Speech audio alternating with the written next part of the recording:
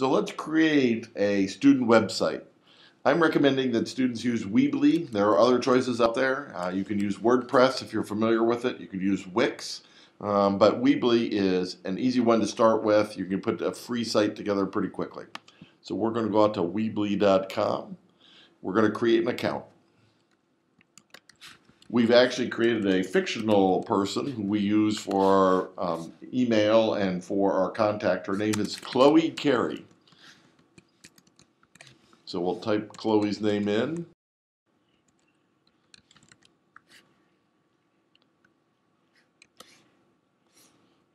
We've created, Chloe has a email account on Yahoo.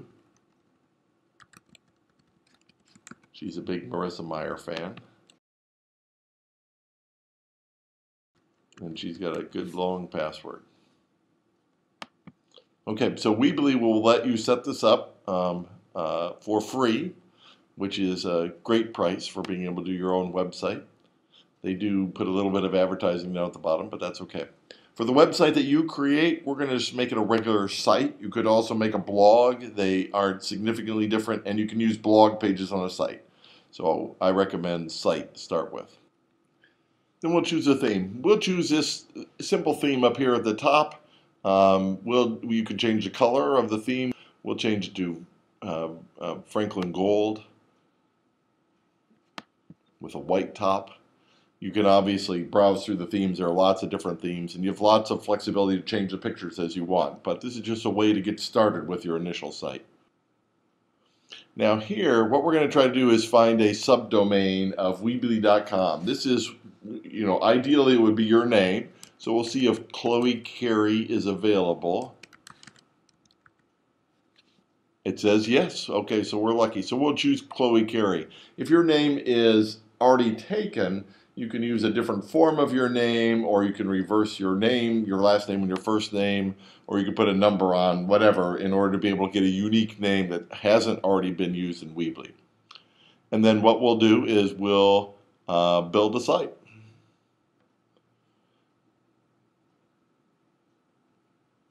It's giving us a little bit of guidance because we're just starting here, and you can see we got to go over to be able to pick up the extra things that you can drop on. But first, let's start with this. In my classes, I recommend that you add some specific pages for materials that we can use in class. In order to add pages, you go up to the Pages tab at the top of the page, select Pages, and you can see that this template comes with 3 pages to start with: Home, About, and Contact. So we're going to add a page. One page should be your portfolio. This is where you put your finished work. And you can, of course, use this not just for class, but later on after college, you can keep your college material out here so you can show a potential employer. We'll select Standard Page. And we'll create the name of the page here, which will reflect there for Portfolio.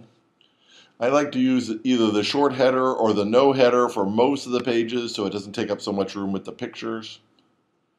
And this one will be available to the public. And I will just mention that that's always something you want to keep in mind, is that anybody can see these pages. So we'll try to put quality work out there, obviously, so that other people can see what's going on. So once you fill out this page like this, you can say Save and Edit, and it will switch you over to the new page that you've created. You'll notice up at the top there is now a Portfolio tab that has been highlighted. So Portfolio is now active and we're all set. We'll do the same thing again. We'll go up and create a new page for Work in Progress. Same process again that we did before.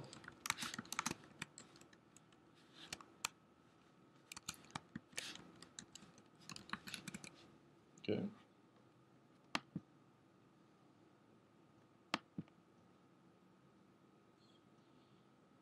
Okay, so now we've got the 5 pages that I always recommend: Home, About, Portfolio, Work in Progress, and Contact. Well, not quite the way we recommend it. So a couple things that will change. So we'll go back into Pages. I usually put the Contact page last, and it's drag and drop. So if you just select the Contact page, you can move it to the last. So that's good. And I usually don't use the word Home because it's kind of 1990s jargon for web page. So I would actually use the About page as the first page. And instead, let's change the home page to a blog page. A blog page is a useful format for you in order to be able to create information in a blog format. So we're going to do that right now.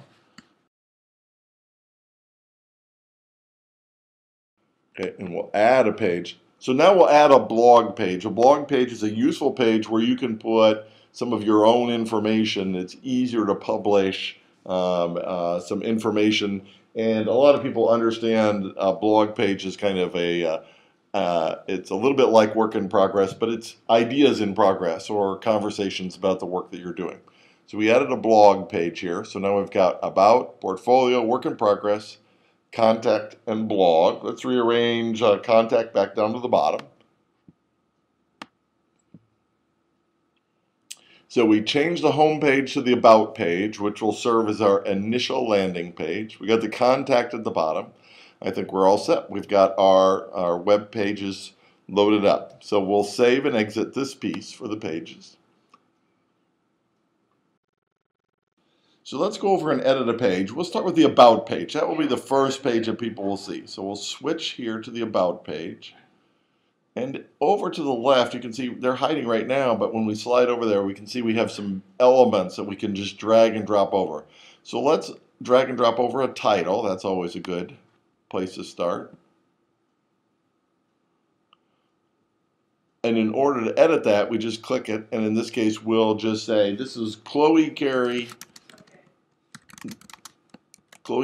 page. Carey's website. Let's do that even better. Chloe Carey's website. Chloe is a fictional student at Franklin College. In your case, of course, you're not a fictional student, so you'll want to use your own name. And you can put whatever you'd like here, to be perfectly honest. This is open territory for you to talk a little bit about yourself. Okay, so that we got the About page started.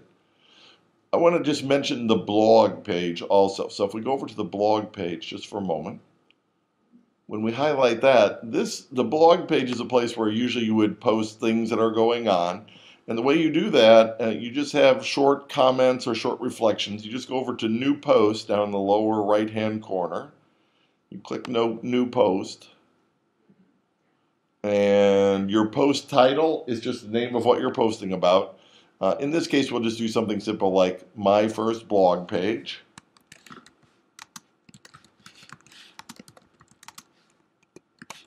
We're doing this just as an example. And then the text then just goes in below that. In this case, we'll put some text in.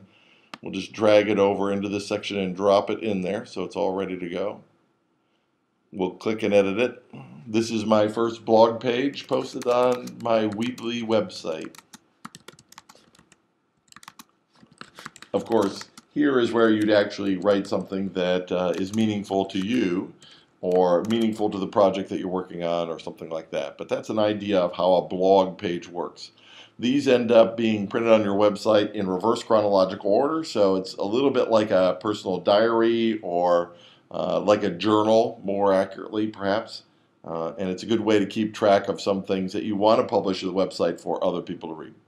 So that's good. So we're all set on that. And when we're done on a blog page, then we have to post it, which is up in the upper right-hand corner. So we post it. Okay. And this note is important. Now our post has now been written, but it's not yet live. It's not yet available out on the internet. So we're going to close here. Okay. So now we've created some information, but we haven't published it. Publishing moves it from the development website at Weebly.com, which isn't available outside of where you're at now when you're signed in, out to the public internet. So in this case, when we hit publish, all the information that we've created so far is going to go out to chloecarey.weebly.com. In this case, it asks you to categorize your website. That just helps a little bit for classifications. You can classify it as either personal or education. Personal will work. It asks us if we're human. Let's see, can we count to 1700? Okay, we're going to publish the site. That prevents random technology from going out and doing this automatically.